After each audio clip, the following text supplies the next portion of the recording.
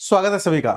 दोस्तों बीपीएससी 71 इस पर लगातार आजकल चर्चाएं चल रही हैं और कई बच्चों का लगातार प्रश्न होता है, चाहे वो ऑफलाइन वाले बच्चे हों ऑनलाइन वाले बच्चे हों, कि कहाँ टारगेट करें, कैसे प्रिपरेशन करें, एग्ज़ाम डेट क्या होगा। ये बहुत सारा भी देखिएगा तो आपको चीज़ें चल रही हैं बीपीएससी में। केस हुआ है ना, हियरिंग हुआ, तो इन सभी बातों को लेकर करेंगे कि इसका प्री का डेट क्या हो सकता है, पीटी डेट क्या हो सकता है, मेंस का डेट क्या हो सकता है, क्या पैटर्न वही वन लाइनर होगा, है ना, क्या पैटर्न वही वन लाइनर होगा जो आपको अभी पूछा गया, या इसमें चेंजेस देखने को मिल सकता है। इन सभी बातों पे आइए हम लोग थोड़ा सा बात कर ले। इसके अलावा बुक्स पर भी बात कर लेंगे कि किस बुक्स को फॉलो कीजिए। ये मैं उन बच्चों के लिए बना रहा हूँ जो न्यूट्रल, मतलब सभी के लिए ओपन, चाहे वो किसी भी इंस्टीट्यूट में पढ़ते हो, चाहे वो ऑनली आईएएस यानी हमारे साथ पढ़ते हो, बीपीएससी वाला के साथ पढ़ते हो, या सेल्फ स्टडी कर रहे हो, सभी के लिए आपको ये वीडियो है। ठीक है, तो सबसे पहले आइए प्री डेट की बात कर लेते हैं कि आखिर प्री डेट को लेकर असमंजस की स्थिति क्यों है। प्री डेट को लेकर अभी 1-2 महीने पहले एक विवाद आया कि सडनली एक न्यूज चला, कुछ लोगों के द्वारा चलाया गया कि जून में इसका एग्जाम हो सकता है, किसी भी तरीके से जून में एग्जाम हो सकता है, जुलाई में एग्जाम हो जाएगा, प्री का बहुत पहले ही हो जाएगा। उस समय भी मैंने कहा था कि ऐसा पॉसिबल नहीं। ठीक है, चुनावी वर्ष है, इसका मतलब ये थोड़ी है कि जैसे तैसे कर लो।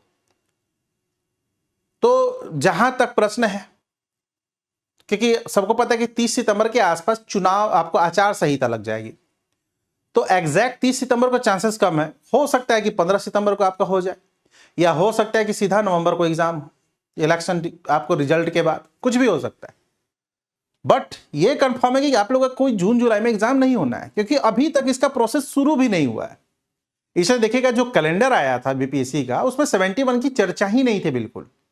अगर इनका विचार रहता कि नहीं, इनको किसी तरीके से जून जुलाई के आसपास निकालना है, तो ये क्या करते, आपको वो कैलेंडर में डेट डाल देते कि संभावित। लेकिन उन्होंने इसकी चर्चा ही नहीं की।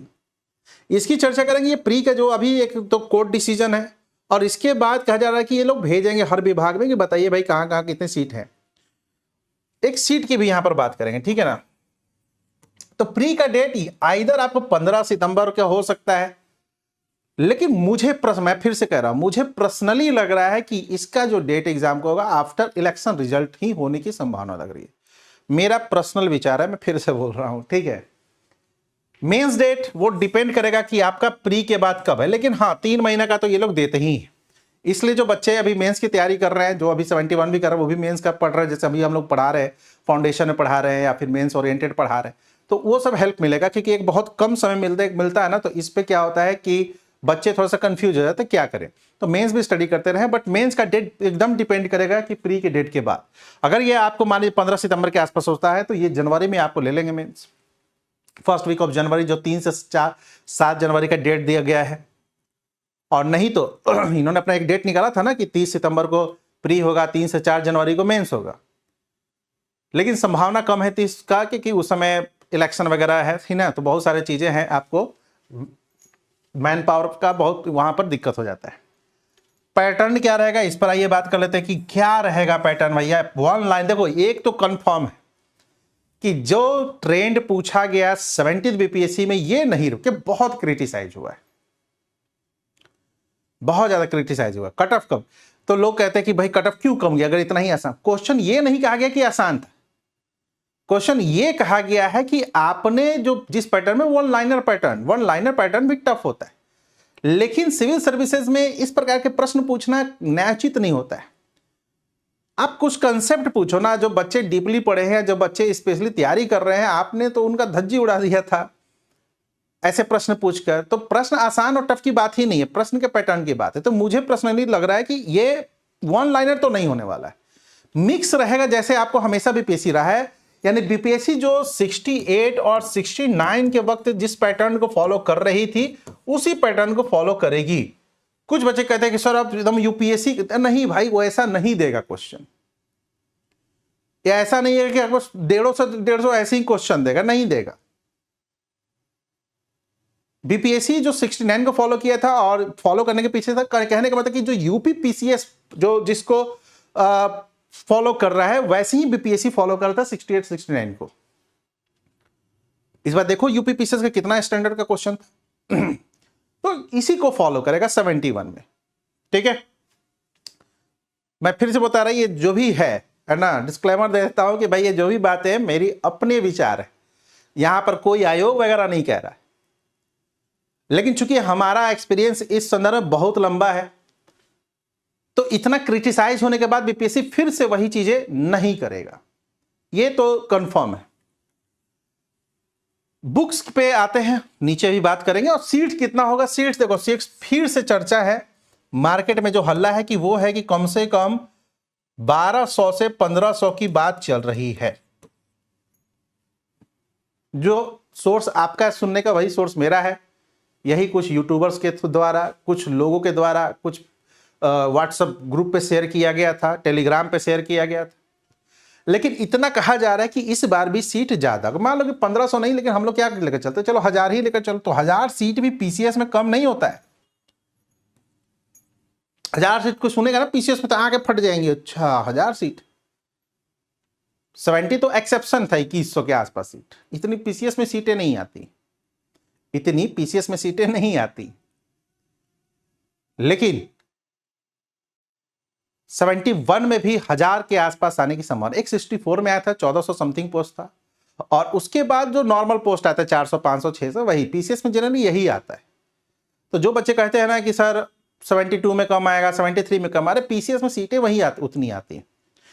अभी चुनावी वर्ष है तो इस पर सीट थोड़ा सा ज्यादा देखने को मिला, देखिएगा कि 1000 के आसपास सीट कम से कम रहना चाहिए अकॉर्डिंग टू न्यूज जो कि आपको स्प्रेड हो रहा है चारों तरफ कि 1500 के आसपास। लेकिन चलो हम लोग फिर भी 500 पोस्ट घटाते हैं, लेकिन 1000 के आसपास सीट होनी चाहिए। ठीक है, अब आते हैं हम लोग इसके प्रिपरेशन और स्ट्रेटेजी की बात आते हैं। प्रारंभिक परीक्षा सभी को पता है, जो बच्चे दे रहे हैं, अब स्टार्ट कर चुके हैं, तो इनको इतना तो आइडिया है कि 150 क्वेश्चन होता है, 1 नंबर का होता है और 150 मार्क्स का होता है, इतना तो सबको पता होगा।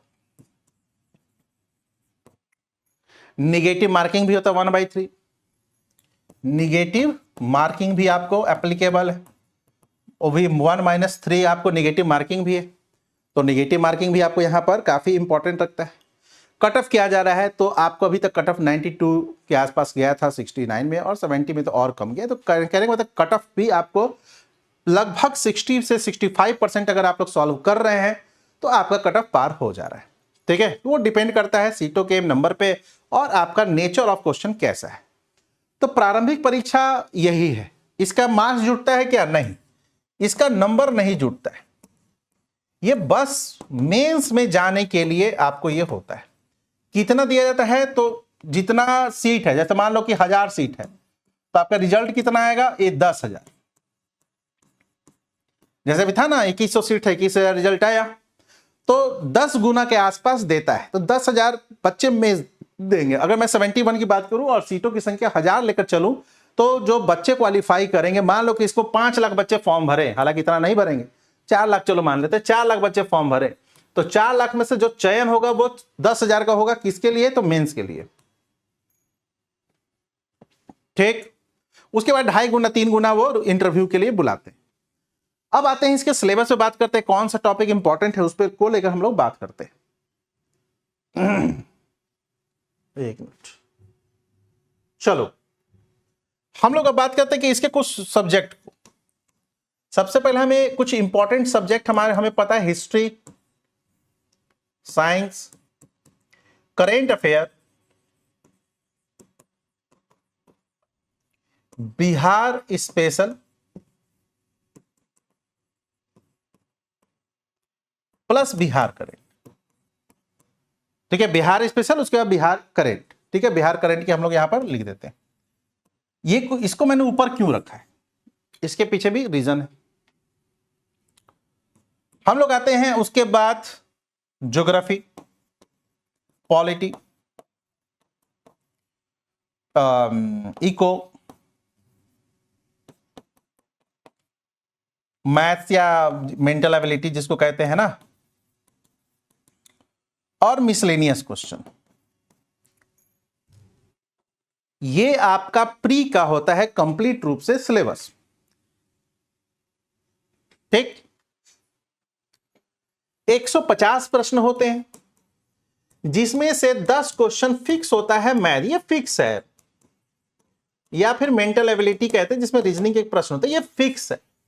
और 140 प्रश्न में होते हैं कंप्लीट आपको GS, general study with current affair. अब कुछ बच्चे कहते हैं सर मेरा मैथ बहुत ही कमजोर है। देखो भाई, मैथ कमजोर है तो आप इस 10 प्रश्न के साथ तो चलो ठीक है, कहोगे कि चलो 10 प्रश्न है तो चलो सर मैं 140 में फाइट करूंगा, मेरा जीएस बहुत तगड़ा है, बहुत मजबूत है, मैं पास कर जाऊंगा या कर जाऊंगा। लेकिन मेंस में क्या कीजिएगा, मेंस में क्या कीजिएगा, फिर 72 नंबर का स्टैट होता है, और स्टैट को इससे अलग चीज नहीं, उसमें भी परसेंटेज का आपको अप्लाई करना पड़ता है, प्रॉफिट लॉस अप्लाई करना पड़ता है। कहां से कीजिएगा वही चीज। ये मैथ बहुत टफ नहीं पूछता है। आप लोग अगर क्वेश्चन देखे होंगे 70, 69, 68 तो टफ नहीं पूछता है। ऐसा पूछता है कि इस मैथ में से 10 में से जो बच्चे नॉर्मल भी है मैथ में, जो अच्छे हैं वो तो 10 में 10 बना ले रहे हैं, जो अच्छे से थोड़ा सा कम है वो 8 के आसपास बना ले, लेकिन जो ऑन एन एवरेज है मैथ में वो भी 5 बना ले रहे हैं। तो आपको कम से कम इस 10 में से 5 का टारगेट करना होगा, एकदम जीरो नहीं। अगर मेंस में नहीं होता मैथ, स्टैट नहीं होता, तो मैं नहीं बोलता, मैं कहता चलो तुमको एकदम नहीं समझ में आया तो 10 क्वेश्चन को हटा दो।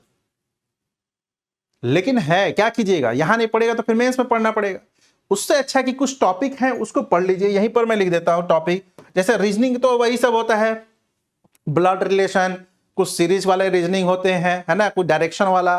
रीजनिंग में क्या पूछता है, एक आपको ब्लड रिलेशन पूछता है, डायरेक्शन के क्वेश्चंस पूछे जाते हैं, सीरीज के क्वेश्चन पूछे जाते हैं, ठीक है। इसके अलावा मैथ्स में कुछ पढ़ लीजिएगा, जैसे आपको प्रतिशत, परसेंटेज वाले प्रश्न, टाइम एंड डिस्टेंस, ये सब कुछ बेसिक चैप्टर है, इसको पढ़ लीजिएगा। प्रॉफिट एंड लॉस, ठीक है, प्रॉफिट एंड लॉस। उसके बाद कुछ अर्थमेटिक के बेसिक जो प्रारंभिक चीजों में पढ़ते हैं हम लोग, वो सब आप लोग देख लीजिएगा। सम संख्या, विषम संख्या, है ना, वो सब, ऑड इवन वाला ये सब देख लीजिएगा, यहां से पूछ देता है। अगर इतना भी कर लोगे ना तो आप इस 10 में 5-6 बना लोगे, जीरो करके नहीं आना। अब आते हैं हम लोग इस बेसिक पे। सबसे पहले हम लोग यहां, मैंने ऐसे क्यों लिखा है, ये तो चलो 10 नंबर है, अब ये पूरा खेल 140 नंबर का होगा। और अभी तक के ट्रेडिशन के अकॉर्डिंगली, अगर मैं अभी तक के ट्रेडिशन की बात करूं तो यह आपका लगभग 25 के आसपास क्वेश्चन पूछ रहा है। कभी 25, कभी 26, कभी 24, कभी 23, मैं एवरेज की बात कर रहा हूं। साइंस 25 से 30 क्वेश्चन फिक्स हो रहे हैं, करेंट अफेयर 25 से 30 क्वेश्चन फिक्स हो रहे हैं, और बिहार स्पेशल, बिहार करंट की मैं बात करूं तो यहां पर भी लगभग 20-22 क्वेश्चन फिक्स हो रहे हैं। यानी मैं अगर केवल इस 4 सब्जेक्ट की बात करूं तो 25 तिहाई 75 और 20 95, 95 क्वेश्चन मिनिमम आपको यहां से क्वेश्चन पूछा। चलो मैं 95 ने 90 ही मानता हूं, यानी आपका जो कट ऑफ जो आसपास जाता है वो ये सिर्फ ये चारों पेपर ही आपको कवर कर लेते हैं। History, current affair, science plus science tech भी, एंड बताइए साइंस टेक भी है,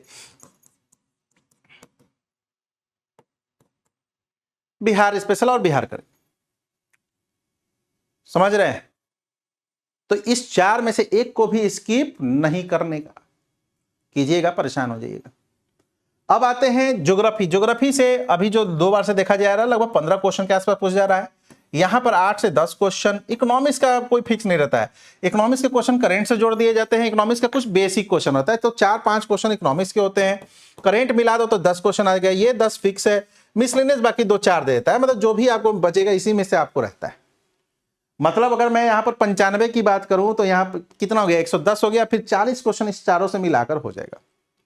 अगर आप इस 90 में से, अगर आप क्वेश्चन अगर 90 आ गया, इसमें से अगर आप 70 भी ला रहे हैं और इस 40 में से अगर आप 25-30 भी ला रहे हैं तो आप आराम से कट ऑफ पार कर जाइएगा, क्योंकि इसमें एक मैथ भी इंक्लूड है। मतलब इस 60 में से अगर आप ला रहे हैं, इस 60 में से अगर आप ला रहे हैं, अगर 35 भी ला रहे हैं तो आप आराम से कट ऑफ को क्या करिएगा, पार कर जाइएगा। 105 है जनरल कट ऑफ, काफी। लेकिन ये बोलने में इतना आसान लग रहा है, प्रैक्टिकली इतना आसान नहीं होता है। तो इसको लेकर आप कुछ स्ट्रैटेजी बनाइए, कैसे बनाइएगा ये, इसको भी, इस पर भी हम लोग बात कर लेते हैं। बट ये जो 4 मैंने लिखा है ये अपने आप में क्या है, VVI। अब सबसे पहले मैं अगर मैं बात करूं तो मॉडर्न हिस्ट्री की बात करता हूं।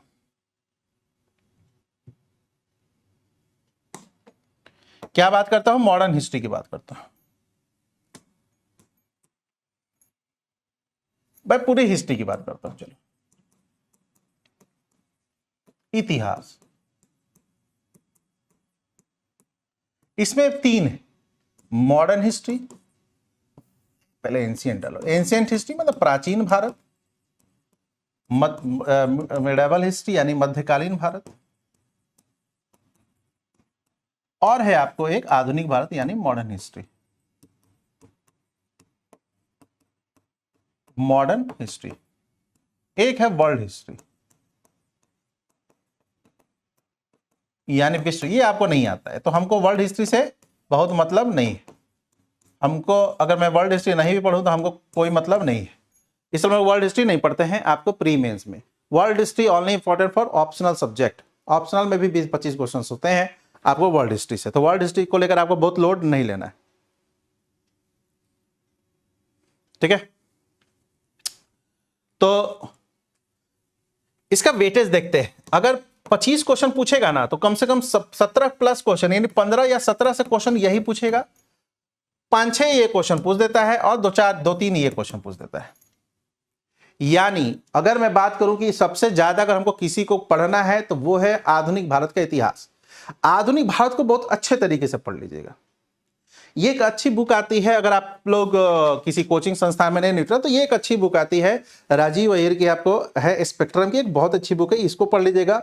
अगर आपके पास बीपीएससी वाला का बुक है, ठीक है, तो आप वहां से भी पढ़ सकते हैं, उसमें भी मैक्सिमम कंटेंट बीपीएससी ओरिएंटेड दिए हुए हैं, ठीक। तो एंशिएंट हिस्ट्री को कितना कवर करें, मध्यकाल को कितना कवर करें। देखिए मध्यकाल और एंशिएंट हिस्ट्री जब मैं पढ़ाता भी हूं ना पेड क्लासेस में, तो मैं एंशिएंट हिस्ट्री को तो ठीक ठाक पढ़ा देता हूं। क्यों? क्योंकि ancient history equal to Bihar का एंशिएंट हिस्ट्री बराबर हो जाता है, तो चूंकि वेटेज आ जाता है। मध्यकाल की बहुत जरूरत नहीं पड़ती, इसलिए मध्यकाल में बहुत डिटेल्स नहीं जाना। जब मैं पढ़ाता तो बच्चे कहते हैं इसके बारे में, अरे जब जाना ही नहीं है ना, कभी उसमें पूछता है। अगर आपको इतना कंटेंट पढ़ना होगा 2-3 क्वेश्चंस के लिए, 4 क्वेश्चन के लिए, बहुत खुश हुआ तो 5 क्वेश्चन के लिए, और आपको जब इतना कंटेंट पढ़ना पड़ता है कि इस कंटेंट से मुझे 17-18 क्वेश्चन आ जाते हैं, तो इसकी एनर्जी कहां डाल दीजिए, इसमें डाल दीजिए। मैं ये नहीं कह रहा हूं कि मध्यकालीन भारत को छोड़ दो, नहीं, एक पूरा बेसिक पढ़ लीजिए, पूरा राजपूत काल पढ़ लो, कैसे स्ट्रक्चर चला, कैसे कौन कौन से आपको वंश ने कौन कौन सा बड़े शासक हुए हैं, ठीक है, ऐसे चीजों को एक आप लोग पढ़ लीजिए। तो हम लोग यहां पर इसकी एनर्जी यहां लगाएंगे, मतलब कि आपको जो मध्यकालीन है इसमें एक बेसिक पढ़ेंगे, एक बेसिक स्ट्रक्चर पढ़ेंगे सबका। जैसे दिल्ली सल्तनत में कुछ राजाओं के द्वारा किया गया कुछ कार्य, जैसे अलाउद्दीन खिलजी का कुछ कार्य, एफएसटी का कुछ कार्य, एमबीटी का कुछ कार्य को देख लेते हैं, मुगलों के कुछ चीजों को देख लेते हैं जो इनका प्रसिद्ध था, स्थापत्य को देख लेते हैं, चित्रकला को थोड़ा सा देख लेते हैं, इनके कुछ नीति को देख लेते हैं, कुछ युद्ध को देख लेते हैं। बहुत ज्यादा नहीं पढ़ना है, स्मार्ट स्ट्रेटजी। कई लोग कहते हैं कि स्मार्ट मतलब पूरा पढ़ो, काहे का पूरा पढ़ो। अगर यहां से प्रश्न रहते तो मैं पढ़ता। ये बीपीएससी का इतिहास रहा है कि यहां से प्रश्न बहुत कम रहते, बट बिल्कुल भी नहीं पढ़ना है ऐसा मत कीजिएगा, स्किप करके मत जाइएगा। कहीं पूछ देगा क्वेश्चन 10 तो क्या कीजिएगा।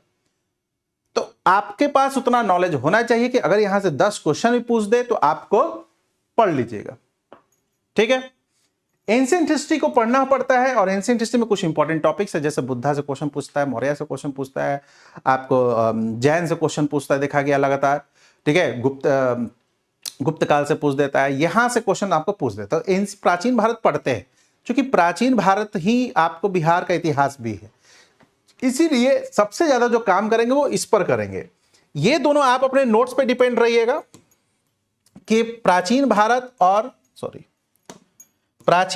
और मध्यकालीन भारत, जो भी आपको शिक्षक या आप जहां से नोट्स वगैरह तैयार कर रहे हैं, इवन यहां से लूसेंट वगैरह को भी अच्छे से देखकर जाइएगा, तो आपको यहां पर कर सकते हैं। या फिर एक बेसिक कोई बुक होती है उसको देख जाइएगा। एनसीईआरटी को देख लोगे तो ज्यादा सही रहेगा। एनसीईआरटी यहां पर राम शरण शर्मा की आती है और इनका सतीश चंद्रा की आती हो जाएगा। लेकिन इसके लिए आप देखिएगा, अगर आपके पास बीपीएससी वाला की बुक है, ठीक है, अगर आपके पास बीपीएससी वाला की बुक है, मैं ये नहीं कह रहा हूं कि मैं यहां पर पढ़ा रहा हूं इसलिए कोई प्रमोशन है, ये अच्छी बुक है, आप देखिएगा मार्केट में तो ये अच्छी बुक है, बीपीएससी ओरिएंटेड यहां पर चीजों को दिया गया। तो अगर यह है तो इसको कर सकते हो, आइदर आप आधुनिक भारत में एसके पांडे को यूज कर सकते हैं या फिर स्पेक्ट्रम को। स्पेक्ट्रम का इंग्लिश आपको ये रहा, सॉरी ये बिपिन चंद्र का है, स्पेक्ट्रम का है, और हिंदी स्पेक्ट्रम ये है, ये नया वाला स्पेक्ट्रम है, मोटा वाला, ठीक है। तो ये आप कर सकते हैं यहां पर अपने आराम से, ठीक है।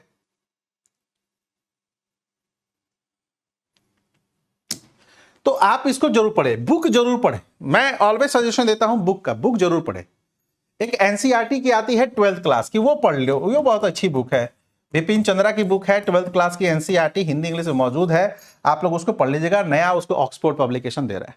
अब आते हैं करेंट अफेयर। करेंट अफेयर को कैसे भाई करें, क्या करें? Current affair is important. कब से कब तक? तो जनरली 1 ईयर का हम लोग टारगेट करते हैं, यानी अगर आपका एग्जाम अभी दिसंबर में हुआ है तो दिसंबर 2024 से इसको टारगेट करना है, और जब तक एग्जाम, जैसे मान लो सितंबर में एग्जाम हो तो अगस्त लास्ट तक पढ़ना है, नवंबर में एग्जाम होगा तो अक्टूबर तक पढ़ना है, तो यहां से आप इसको शुरू कर दीजिएगा, ठीक है। 1 ईयर तो आपको यहां पर पढ़ना पड़ेगा, ध्यान रखिएगा, क्लियर।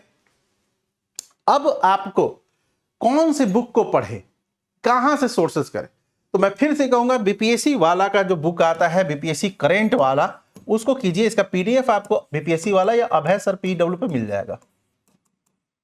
हार्ड कॉपी चाहिए तो आप लोग मार्केट से मंगा भी सकते हैं, और आप लोग ऑर्डर भी कर सकते हैं, नहीं तो आप लोग क्या कर लीजिएगा, मार्केट से कोई भी बुक मंथली, 2 तरीके से करेंट अफेयर पढ़ते हैं, एक पढ़ते हैं मंथली, मंथ वाइज, और एक पढ़ते हैं हम लोग जो ईयरली आता है।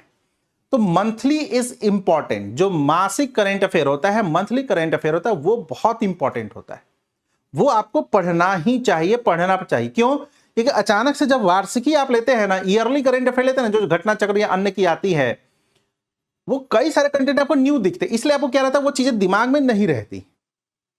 और करेंट अफेयर पे पकड़ बनाना बहुत जरूरी है। वो करेंट अफेयर ही एक ऐसा सब्जेक्ट है जिसमें पुराने स्टूडेंट और नए स्टूडेंट, मतलब जो पुराने तरीके तैयारी कर रहे हैं उनके लिए बराबर कर देता है ये, क्योंकि सभी चीजें सभी लोगों के लिए, सभी बच्चों के लिए 1 साल का तथ्य नया नया होता है। तो current affair is very important. एक मंथली कोई भी आपको जो भी इच्छा, सब करेंट अफेयर की बुक अच्छी होती है, कोई भी उठाइए, और जब एक ईयर एंड में या फिर अर्धवार्षिकी ये आता है तो इसको भी उठाइए। उठाने का मतलब है कि पढ़िए, उठाने का मतलब है कि पढ़िए, क्लियर। तो अगर आप इसको फॉलो कीजिएगा करेंट अफेयर को, चूंकि इसके साथ समझौता नहीं बाबू, क्यों? क्योंकि अब प्री में तो आपको रहता ही है 25 से 30 क्वेश्चन, और साथ ही साथ आपको मेंस में भी इसका वेटेज रहता है। अब यहीं पर मैं बिहार करंट की बात कर लेता हूं। बिहार करंट का सोर्स क्या होना चाहिए? देखिए बिहार करंट का एक बहुत अच्छा सोर्स है, वो है बीपीएससी वाला का बिहार करंट। फिर आप कहेंगे सर बीपीएससी वाला का बार बार नाम ले रहे, अरे भाई ऐसा बनाता ही तो मैं क्या करूं? नहीं तो मार्केट में बहुत सारे बिहार का करंट का है, आप लोग बिहार करंट साथ कीजिए, ज्यादा नहीं, 10-10, 12-12 पेज आप यहां से कवर कीजिएगा। तो बीपीएससी वाला का ही बुक अच्छा है। और एक मार्केट में कोई भी बुक आती है जो मंथली, आप इसको वेबसाइट पे भी, गूगल पे भी कीजिएगा, बिहार करंट जनवरी 2025, बिहार करंट फरवरी 2025, ऐसे है। नहीं तो बीपीएससी वाला पे आपको यूट्यूब पे आपको आ जाता है सेशन करेंट अफेयर का। तो करेंट अफेयर बहुत इंपॉर्टेंट। तो मैंने 2 बातें करेंट अफेयर की, एक तो मंथली बुक पढ़ा करो जरूर, और दूसरी चीज क्या पढ़ा करो, जो ईयरली वगैरह जो आता है ना, या हाफ ईयरली बुक, अर्धवार्षिकी या वार्षिकी, तो उसको भी पढ़ा कीजिए, तो ये बहुत इंपॉर्टेंट है। इसके बाद बिहार स्पेशल के लिए देखो, बिहार स्पेशल के लिए हिस्ट्री पे ज्यादा फोकस करते हैं, हिस्ट्री को पढ़ लीजिए, ज्योग्राफी को पढ़ लीजिए, और इसका जो मिसलेनियस होता है, मिसलेनियस मतलब कि बिहार का कौन राज्य के पशु है, कहां से इसकी सीमा लगती है ना, कौन कौन सा आपको यहाँ पर चीजें फेमस है, किसको जीआई टैग मिला है, यहाँ विधानसभा विधान परिषद कौन कौन सी सीटें हैं, लोकसभा में कितना आरक्षण है, एससी का कितना आरक्षण, ये सब जो मिसलेनियस, पहले मुख्यमंत्री कौन थे, पहले दलित मुख्यमंत्री कौन थे, पहले महिला मुख्यमंत्री कौन थे, पहले यहाँ के राज्यपाल कौन बने, ये सब जो विविध होता है ना, जिसको कहते हैं एक आकलन, है ना, बिहार एक आकलन, जो हर बिहार के बुक में, बिहार का कोई भी बुक लीजिएगा ना, तो उसके शुरुआत में या अंत में वो 5-7 पेज का आपको एक डेटा रहता है, 5-7 पेज का डेटा रहता है, उसी को क्या करना है, आपको करना है। बिहार स्पेशल की कोई भी बुक लीजिए चाहे नहीं लीजिए, बिहार स्पेशल की इस बुक को तो जरूर से लेना है। इम्तियाज अहमद रजनीश कुमार का ऑब्जेक्टिव बुक, और ये लेटेस्ट वाला लीजिएगा, 2024 एडिशन वाला। अगर आपके पास 2022, 2023, 2024 है तब तो ठीक है, लेकिन 21 में शायद थोड़ा सा इंटू किया था, लेकिन 2000 के जिसके पास पहले का एडिशन है वो लोग चेंज कर लीजिएगा। क्यों? क्योंकि इसमें बहुत सारे चीजें क्या इन्होंने किया है, चेंज किया है। मैं देख रहा हूं कि है कि नहीं, अगर होता है तो मैं दिखा देता हूं। मिल ही गया, देखो देखिए ये है नया वाला। ये कौन सा पैटर्न है? ये 2024 का है मेरे पास। ये न्यू वाला है, ऐसा चौड़ा होगा, ठीक है, और इसके कंटेंट इसमें बहुत ऐड है, इसीलिए मैंने बोला, क्योंकि मैं जब भी बोलूंगा तो कुछ बेनिफिट आपको होगा तभी बोलूंगा, ठीक है। तो इस बुक को जरूर लीजिएगा, ऑब्जेक्टिव वाला, और डिटेल्स पढ़कर ऑब्जेक्टिव को सॉल्व। ऑब्जेक्टिव में आपको बहुत अदर भी आपको क्या मिलते हैं, डेटा मिलते हैं, जो आपके लिए काफी कारगर साबित होता है, काम का साबित होता है। तो आप लोगों को क्या करना है, इससे अलग डेटा लेना है, तो आपके लिए बुक इंपॉर्टेंट है। चाहे तो आप लोग क्राउन भी कर सकते हैं, ये आपकी मर्जी है, बीपीएससी वाला का भी कर सकते हैं, आइदर जो भी बुक कीजिए, मैं इसलिए मैं न्यूट्रल बता रहा हूं, ठीक है। तो ये इंपॉर्टेंट है। बिहार स्पेशल में हिस्ट्री को फोकस करना है, ज्योग्राफी को फोकस करना है, मिसलेनियस को देखते हुए, और बिहार करेंट का, बिहार कट से निपट जाएगा, ठीक है। और हिस्ट्री में भी इसमें खासकर एंशियंट हिस्ट्री यानी प्राचीन और आधुनिक, मध्यकाल से इसमें भी बहुत कम प्रश्न, कुछ बुक वगैरह का नाम पूछा जाता है। ये इंपॉर्टेंट है, इसको जरूर लेना, ठीक है। अब आते हैं साइंस। Science is important. देखो साइंस क्यों इंपॉर्टेंट है, साइंस से आपको 30 प्रश्न पूछा जाता है। कितने प्रश्न? 30 प्रश्न पूछे जाते हैं। और साइंस में physics, chemistry, bio plus science tech. अब कई जगहों पर क्या होता है कि साइंस में बायो को थोड़ा सा प्राथमिकता दी जाती है, प्रायोरिटी पे रखा जाता है, लेकिन बीपीएससी में ऐसा नहीं है। बीपीएससी में फिजिक्स से भी ठीक ठाक क्वेश्चन पूछे जाते हैं, जी हाँ। इसलिए आपको यहां पर फिजिक्स भी वैसे ही पढ़ना पड़ेगा, केमिस्ट्री भी, और ये अब तो साइंस टेक भी पूछा जाने लगा, तो साइंस टेक भी आपको प्री लेवल पे भी पढ़ना पड़ेगा। क्लियर? अब इसके लिए यहां पर दो बुक देखो, एक तो एनसीईआरटी, यहां का एनसीईआरटी का फोटो है, और नहीं तो एक भारती भवन की किताब। भारती भवन की किताब भी बहुत अच्छी आती है, एनसीईआरटी भारती भवन की यहां पर किताब बहुत अच्छी आती है। आप लोग चाहें तो इसको फॉलो कर सकते हैं, जो आपको सर मैडम जो भी पढ़ाते हैं वो तो पढ़िए ही, साथ ही साथ इस बुक को जरूर एनसीईआरटी जरूर पढ़ लीजिए, एससीईआरटी या भारती भवन, इसमें भी कंटेंट सेम होता है। क्लियर? ये आपको इजीली अवेलेबल हो जाएगा मार्केट में। तो वेटेज की जहां तक बात है, तो इसमें फिजिक्स को वेटेज देना है, बायो को और साइंस को। केमिस्ट्री में 2-3 प्रश्न पूछे जाने की प्रवृत्ति रही है, लेकिन फिजिक्स को कम नहीं करना है। अगर विश्वास नहीं हो रहा है तो आप जाकर प्रीवियस ईयर क्वेश्चंस देख लो, फिजिक्स का वेटेज ठीक ठाक रहता है आपको बीपीएससी में, ठीक है। भूगोल, भूगोल का तो ये एनसीईआरटी। भूगोल में ज्यादातर प्रश्न कहां से होता है? देखो भूगोल में ज्यादातर प्रश्न जो होता है ज्योग्राफी में, वो इंडियन ज्योग्राफी होता है, भारतीय भूगोल। अब भारतीय भूगोल में भी, इंडियन ज्योग्राफी में भी जो मैक्सिमम क्वेश्चन जो दिए जाते हैं वो होता है इंडस्ट्री, है ना, मल्टीपर्पस आपको प्रोजेक्ट्स, रिवर्स, आपको माउंटेन, ये सबसे ज्यादा प्रश्न आजकल पूछे जाने की प्रवृत्ति लगातार रही। इसके अलावा खनिज, मिनरल से क्वेश्चन रहता है। अगर आपको डेटा इसका याद है तो यहां से कर सकते हैं। इसके अलावा फिजिकल ज्योग्राफी, जिसको आप लोग वर्ल्ड बोलते हैं, इसमें 2-3 चैप्टर इंपॉर्टेंट है। एक स्थलाकृति इंपॉर्टेंट है, यहां से क्वेश्चन पूछे जाते हैं, जिसको आप लोग लैंडफॉर्म कहते हैं, है ना। इसके अलावा आपको सोलर सिस्टम से क्वेश्चन पूछा जाता है, सौर मंडल से, ठीक है। इसके अलावा आपको एटमॉस्फेयर से क्वेश्चन पूछा जाता है।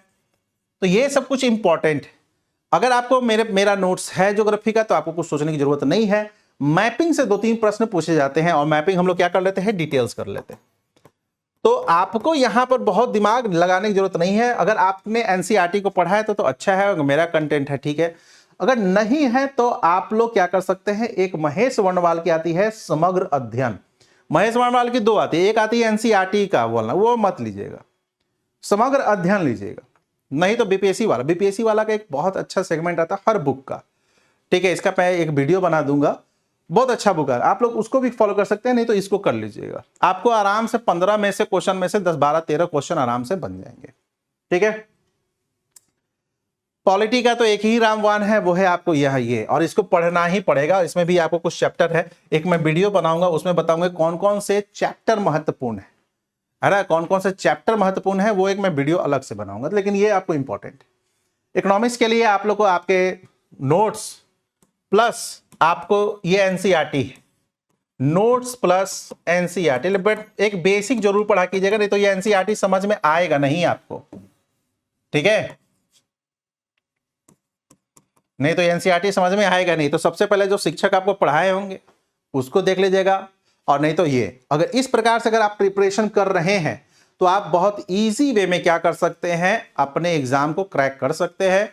ओवरऑल स्ट्रेटजी यही रहेगा। एक मैं आपको नेक्स्ट टाइम एक बुक पे वीडियो बनाऊंगा स्पेशल से, और एक बनाऊंगा थोड़ा सा कोर्ट के डिसीजन का वेट कर रहा हूं, उसके बाद एक और बेसिक हम लोग स्ट्रेटजी यहां पर करेंगे। फिलहाल के लिए इस वीडियो में इतना ही। थैंक यू, धन्यवाद।